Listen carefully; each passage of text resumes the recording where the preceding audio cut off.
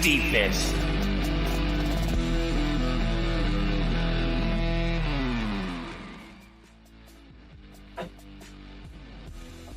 What up?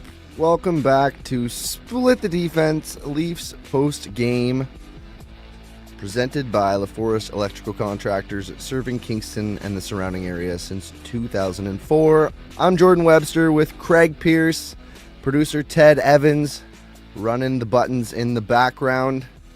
Game 75 for the Toronto Maple Leafs. We're going to break down the post-game. The Leafs now have a 4-point lead on the Panthers for first in the Atlantic Division.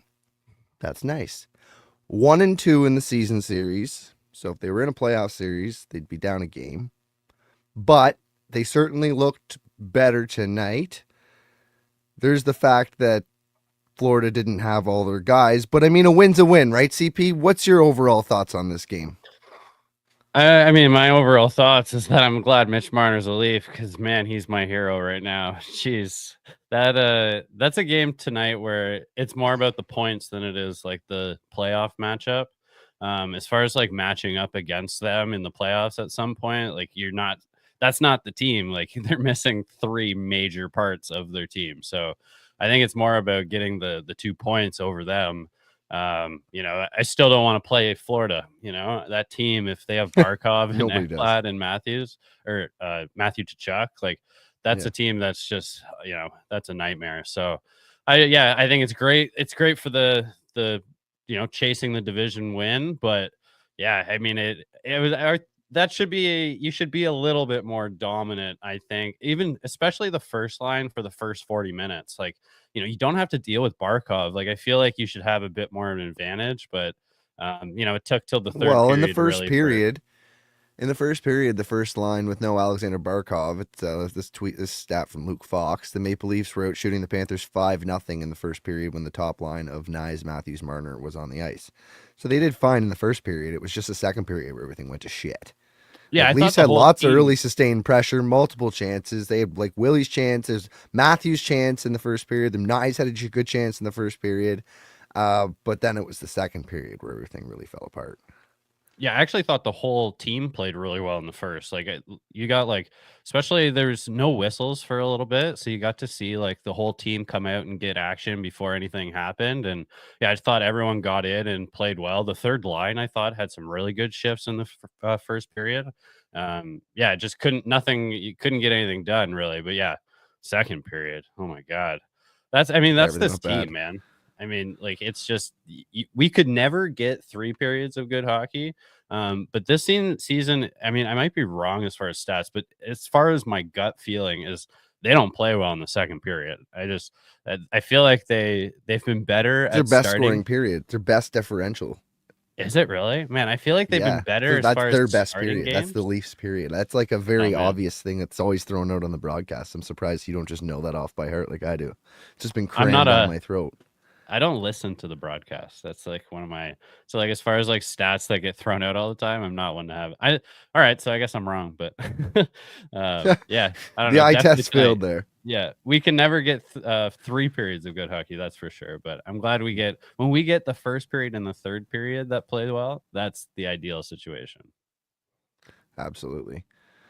So yeah, we talked a lot here. Mitch Marner. I want to go back to him. He scores the Leafs' second goal tonight. I just love the guy who Mitch Marner's become, who shoots the puck now and shoots it with authority. He seems like a legit option to score a goal now anytime he's on the ice, where before he was, basically a pure setup man and could maybe tuck a couple. Like he was a 20-goal scorer, 25-goal scorer. Like this guy, like he's on fire. I don't know how many he's even got this year, but he just seems like more of a threat to shoot. And it feels like Mitch Marner's been a different character since he's come back from the Four Nations. It feels like he's just reached another level. He's in another gear. Like he learned something there, or he's just more mature, or it helped him get over something or something. But it feels like he's just way more confident and dominant on the ice since he's gotten back from that tournament. I mean, I would argue that the whole season he's had an extra gear and a little bit more swagger. I'm sure. Like he's also like dealt with the media, I feel like, better this year than he ever has. I think it's like, yeah, this is the best version of Mitch Marner we've ever seen. And I do agree there has been a bit of an uptick since the Four Nations, but also that's I think it's part of the love that everyone has for him has been a major uptick since then. Like I think everyone didn't really want to love Marner too much at the beginning of the season, even though he was playing so well. There was just, this guy, we're not sure if he's, a playoff player and blah, blah, blah, blah, and he continues to play well all season long, goes to Four Nations and is a huge part of that winning team. And then it solidifies everybody's love for him. And now everybody's allowed to love him. So I think that's been a huge uptick overall. It's just like the media talk over him has been totally different. Public perception. Yeah. Yeah. It's just he's winning that battle for sure. And like at this point, like you just like he's become more of the identity of the team than anyone. I mean, maybe I would argue that Jake McCabe is also like a huge identity guy. Like there's also identity guys around, but I think he's really stepped it up this year. As far as just like even just tonight, like third period, you need a guy to do something. And not only does he score a goal, but just a beautiful pass. Like there's not many players in the league that can make that pass. That's why you pay a guy so much money, is because like average Joe that makes $5 million can't make that pass. Sorry, just not gonna happen. So yeah, and also just beautiful on Nyes receiving it and the whole play. I was loving it. So Oh, absolutely. And Matthew Nyes. Matthew Nyes is his insurance goal, which we absolutely needed because Reinhardt made it a 1-goal game, which we'll talk about in a minute there. But Nyes, beauty breakaway. What an absolute beauty breakaway and a tuck one there. Matthew Nyes has 26 goals on the season. Does he get to 30 before the season ends? I don't know how many. We only have 8 games. What do we got? 8 games left. Do you know how many? We're game 75, so 7. Okay. Right? Maybe 8. I don't know. I don't think so, but I think 26 goals is an amazing improvement. Just like over last year, what do you have? 15, I think, last year. Think so. Yeah, and just he's been an impact player since he showed up. Like he even just like the first few games, you knew that he was going to be something of a player. Like he was a keeper, but to have a guy like this that is a no doubt first liner scoring 25 goals, he like can push. Like I don't think of this as his ceiling. He only gets better. So yeah, Matthew Nyes is just such a key part. Also, just he's a major part of like reminding myself to be somewhat positive about this team, is because like he's a huge improvement over this top 6, even though he was around last year. Like a huge improvement over the top 6 from last year. Same with Bobby McMahon. Like I think that, go ahead. In last year, he had 15 goals, 20 assists for 35 points in 80 games. He's at 71 games right now. Still got 9 games to reach that mark. There's only 7 games left in the schedule. He won't reach that mark, but he's already got 26 goals, 25 assists for 51 points. That's a major improvement. Right. Yeah, it's huge. So like that's like somewhat of an addition, that to this team. And he's also a guy who scores like playoff style goals, in tight deflections. Like that's like I can see Matthew Nyes just being like scoring a huge goal for this team. And yeah, I just love the guy too. He's just also just if there's a player in the NHL that looks like a football player, it's Matthew Nyes. Like, I don't know. He looks like one of those quarterbacks that was too big to make it to the NFL, or just like a linebacker that just, he's huge. Yeah. Like the neck on the guy is massive, but yeah, he's huge. He definitely looks like a big, thick farm boy. Yeah. So the first goal on Anthony Stolarz tonight was from Gustav Forsling from the point.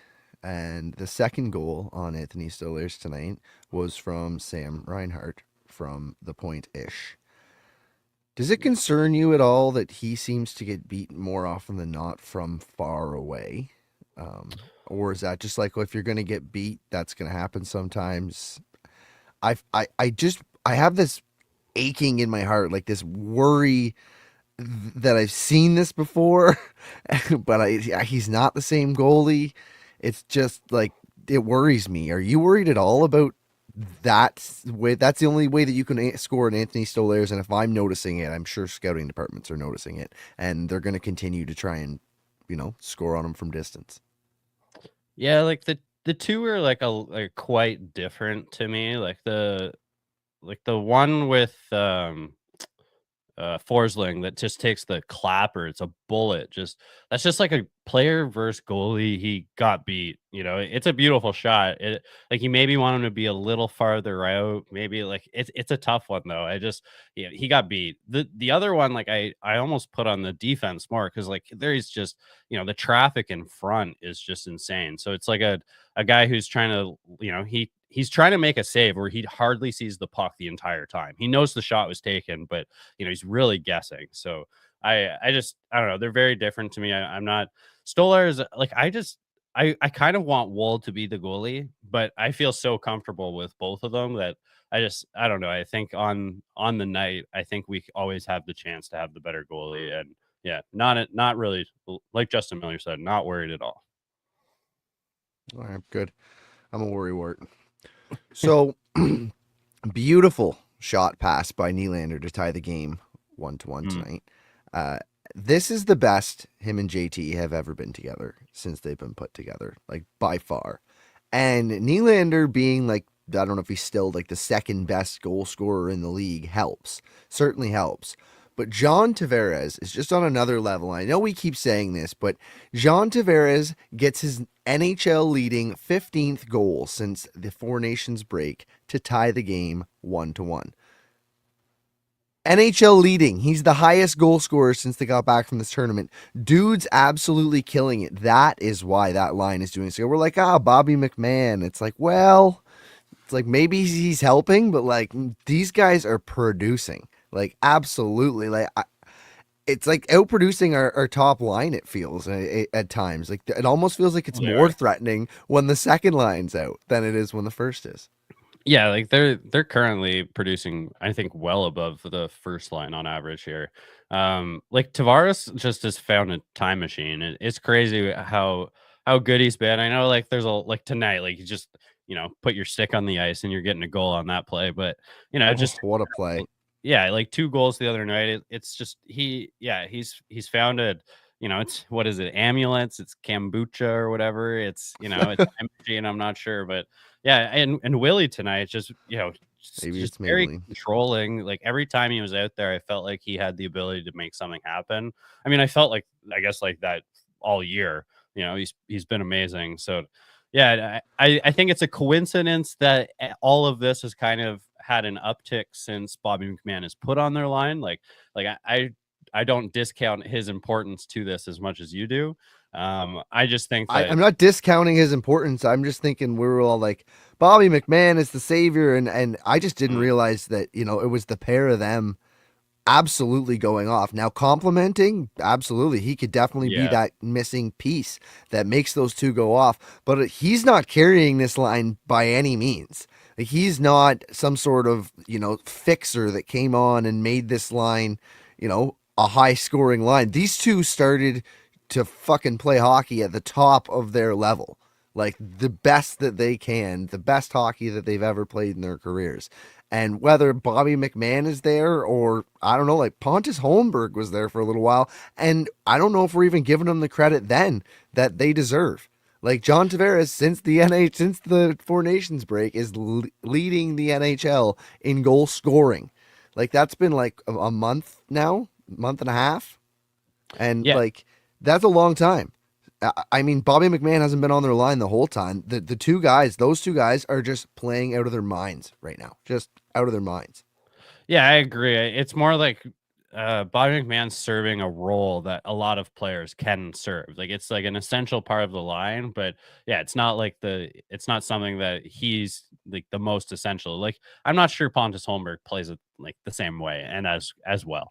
No, but these guys were still basically producing at the same rate, Yeah, which I is think I insane. agree though that these two have never looked at this good together. Like we've seen them been like adequate and be able to produce like kind of just individually. Like they almost both just fed off of whoever the third man on the line was. But yeah, like right now, doing it together and looking great. Like I think it's the first time I've not wanted to split everyone up. It's like this is the top six. It's never looked better.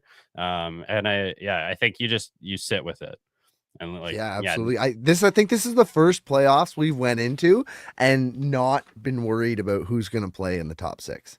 yeah, Like we absolutely know who's playing where in the top six. This is like the first playoffs we went in where we absolutely know who the top line left winger is going to be. And yeah. like we're all happy about it.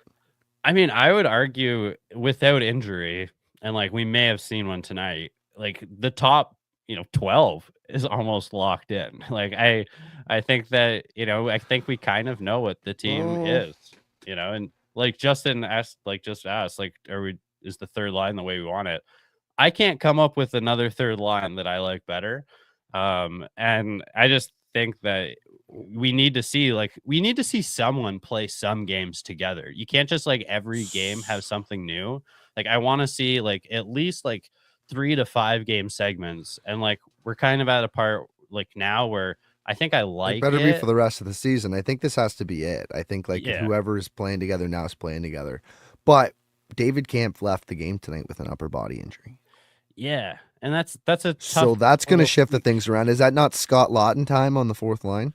I think it has to be, man. Like it's a tough little spot to be in if Camp is actually out. Because, yeah, I've liked Lawton's been way better on the wing. I still like. I was arguing that you didn't want to give up on him on center, and maybe that is kind of like a benefit of this. Maybe it forces them to put him back at center, and we can see him, and then you see when he goes on to the third line again, like Domi's on the wing, or maybe that's where the opportunity to have Robertson pushed into the game at some point. But yeah, I think what other way can you put a lineup together unless Holmberg? Maybe that's the other option. Is Um, that your 4C? Like, depends on how long this Camp upper body injury lasts. Like, how bad is it? Because yeah, like if it's a couple of games and he's just, do you want to be careful because his playoffs are coming and whatever. So you like rest him. You play whoever there. I really don't give a shit.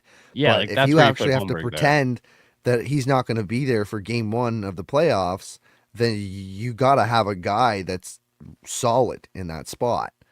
Like if he's not ready to go, you can't just be going in with your experiments game one come playoffs. Yeah, and like I mean, this is like a tough situation too, where like you want to have your first man in as a forward to be a guy who can play center. And like Alex Steves to me doesn't scream like I want him to play center on this team. Even like Pacioretty is the guy that like potentially might be a 13th or 14th forward here. Never played center in his career. So yeah, Yeah. you want a guy to be Oh more, to be easier to fill in than that, but yeah, it's tough.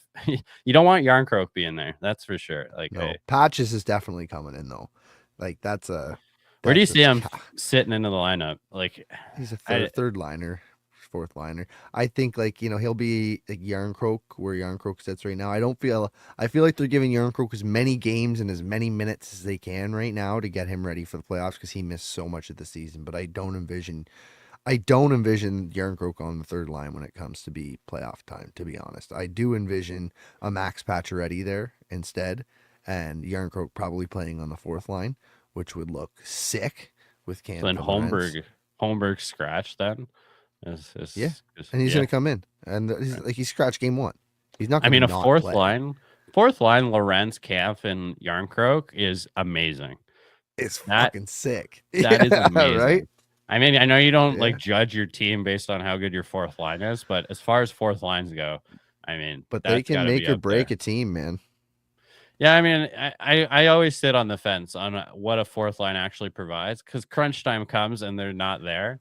But when a I seven mean, game series, how many times have we watched our Leafs get crunched by a fucking fourth line, like a Tampa fourth line, a Perry Maroon, another like any of the ones that you can think of, like the Boston had really good fourth lines.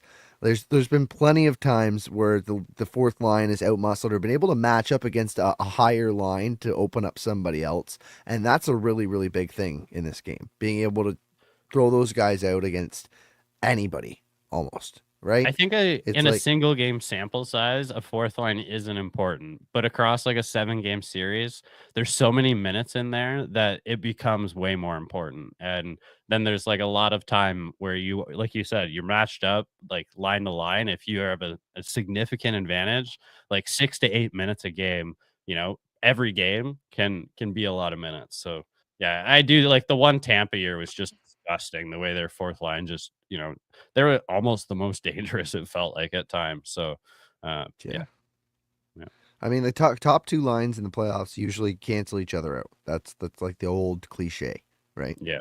So if the teams are good and they're even, the top two lines usually cancel each other out, and it's your third and your fourth lines that you need to be better than the other teams, and we've seen that. And a lot of the times, it's the third lines that do stick out in these that are just above and beyond better. I But think in the that fourth line being good, I don't know, maybe that helps too. But yeah, a salary cap world too, I think pushes that up grasping a here. bit too, where the second line becomes part of that, right? There's just like the debt, like everybody, all the talents so spread out. So, yeah, yeah, depth is super important in this time for sure. So I think he played again, but it was really scary. Jake McCabe, he's going to be okay, right? We can't afford to lose Jake McCabe. He I got like mean, his neck twisted or something. I think he came out. He come back out and play. I didn't even notice. Like yeah, I yeah, thought I heard his name said played again, or I didn't see him. Like I wasn't exactly looking for him, but I yeah. thought I heard he's going to Jake be okay. McCabe, I don't know. I mean, you're not asking the right guy that question. I mean, I'll tell you, he's one of the Tell most me he's going to important be players. okay. Yeah, he's one of the most important players. And like Marner, he's one of those identity guys. And it's the same when Tanev, like something happens like tonight, he took a block shot. And I mean, like, I know he takes a million of them a year, but every single one of them now I'm just like, oh God, he takes a lot of beating every night. Like, I can't even believe he made it this far. So yeah, there's for the next 8 games or whatever it is left, I'm gonna be holding my breath over a lot of guys, even down to Max Domi or Yarncroke or Holmberg. Like, don't take my depth away. Yeah, everyone right now is super valuable because I want to go into the playoffs with like this lineup. I mean, I guess you can squeeze Nicky Bobby in there and it's not the end of the world, but and like you said, maybe Patches is Depending coming on the back. guy he has to replace, but yeah. Yeah, yeah, but you especially centermen, defensemen, and goalies all stay healthy. That is just, Like Nick nothing's more Robertson doesn't important. exactly scream replacement for David Kampf. Hell no. Hell And it's no. like, so then you take Scott Lawton and put him there because he's a great replacement. Now you got to fill Scott Lawton. Well, Nicky Bobby doesn't exactly scream replacement for Scott Lawton on that third line. That's a completely different direction you're going in now. Yeah. So I don't know. They're just going to have to adapt. I think it's as simple as that. But I do see Patches, if not in game one, he'll be in game two, game three. He's going to play in this playoffs. I think You he's know, probably going to play, take a couple of days off, rest, come back, play again. Maybe 2 games, 3 games a series. You'll see from Patches, but he's going to play. like I think if he comes back and he's healthy, I mean, he's a guy that I think is super impactful. He's been like he's a heavy body, and I just feel like that faded a lot throughout the season. But if he's coming back and he's healthier, like when he played his first game as in a Leaf uniform, I was impressed. So, yeah, hopefully, I'll take anything. I think he's a guy that can make a difference, but only if he's healthy. I guess we'll see what other there's also, like, the bonus part of it, like, did he get the amount of games for Yeah, that I think he bonus? nailed it. Yeah, I He think he got his bonus. Then he yeah, just like was off. Like, yeah, so okay, now it's boys, just like rest him. I got my bonus, yeah, just take the rest of the season off. I wonder, like, I'll be cap-wise, back for can the we fit him playoffs. in? I don't even know, so, Yeah, I I guess think I don't know. I'd have to look it up, but I don't. Actually, no, they couldn't right now. mm, Sorry, no, the Leafs could not. That was so. Berube was asked, "How's Max?" Before he was skating on the ice this morning with Yanni Hakanpää. This was like 3 days ago.